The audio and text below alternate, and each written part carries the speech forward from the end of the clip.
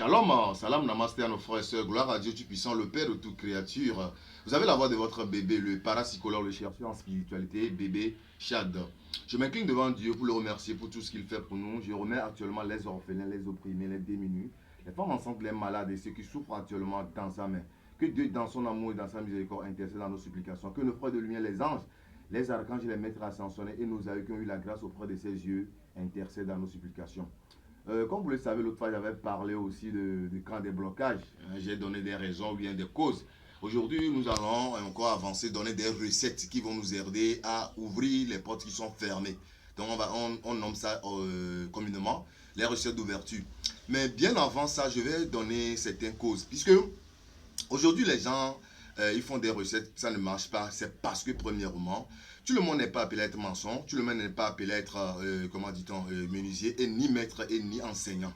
Donc, nous sommes à l'ère du verso. Vous allez voir que tout le monde veut être maître et enseignant. Ce n'est pas conseil. Puisque la spiritualité, c'est un autre monde. Puisque celui qui enseigne ou bien celui qui combat les esprits se révoltent contre lui. Ça, c'est dangereux pour ceux qui ne sont pas appelés à être des maîtres et ceux qui ne sont pas initiés et à vouloir, parce que j'ai vu ça TikTok. Bon, si je fais vidéo, je renvoie ça sur des gens et les gens disent que fais ça, là, fais ça. Non.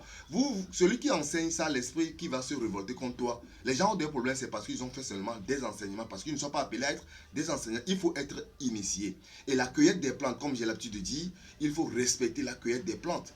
Et les jours de cueillette et les moments de pratique des recettes, comment, les conditions de pratique des recettes, purification, les conditions, les jours, la lune croissante, etc. Il y a beaucoup de caractéristiques qui interviennent dans comment dit-on, comment dit-on, pour confectionner des recettes. Vous voyez, donc c'est aujourd'hui des gens sont dans le problème, donc c'est parce qu'ils ne sont pas appelés à être des enseignants. Mais quand tout va marcher, comme je l'ai dit l'autre fois, il faut voir beaucoup de critères. Peut-être moi-même j'ai avorté, peut-être j'ai des dettes karmiques, il y a des problèmes que je dois résoudre personnellement, je dois changer mon comportement. Et ça qui va me permettre maintenant de pouvoir aussi faire des choses que ça va beaucoup marcher. Ça c'est une partie aussi. Maintenant, la deuxième partie, quand on parle d'ouverture, vous allez chercher les recettes. Quand des recettes comment dit-on, quand on parle de recettes d'ouverture, c'est ouvrir les portes. Hein? C'est-à-dire sans contrainte. Premièrement, pour confectionner des recettes d'ouverture, il faut faire ce que nous appelons l'introspection de sa vie. Il faut penser premièrement. Soit, il faut voir, vraiment, avoir un maître spirituel, il va vous confectionner. Après consultation, on voit vos problèmes d'abord.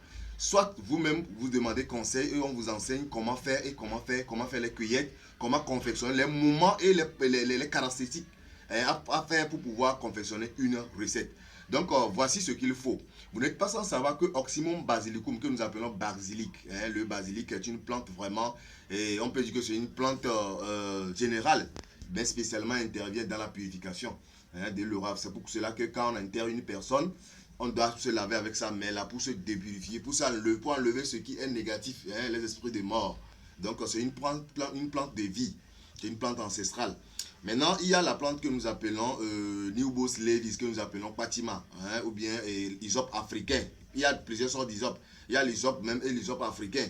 Quand on parle de basilic, il y a plusieurs basiliques. Ouais, donc il y a coco d'amé, il y a hamé et il y a basilic aussi. Donc coco d'amé aussi, il y a aussi esro, que nous appelons basilic sauvage. Ça, on précise bien, basilic sauvage. Donc, coco d'amé et l'autre là, aramé sont tous les basiliques. Mais les noms scientifiques sont un peu différents. Mais le Oxymum basilicum, c'est lui que nous appelons aramé. Vous prenez aramé, vous cherchez Newbos levis, que nous appelons Patima. Maintenant, vous allez chercher la plante et le cannelle. Le cannelle. Vous allez chercher, comment dit-on, quand je parle de cannelle, ça, on achète ça. On achète ça. Mais Oxymum basilicum, j'avais montré comment faire la cueillette.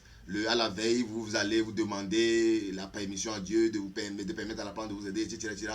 Et le matin, chape de bonne heure, vous allez arracher la plante. J'ai bien, on arrache ça. Newbos levis, ainsi de suite. Maintenant, le cannelle, on achète ça. On achète ça. Vous allez chercher cannelle, vous allez prendre le miel. Le miel, vous allez chercher la plante que nous appelons le Calitropis procera, que nous appelons Amon Mawanga Shibe. Là-bas, à 5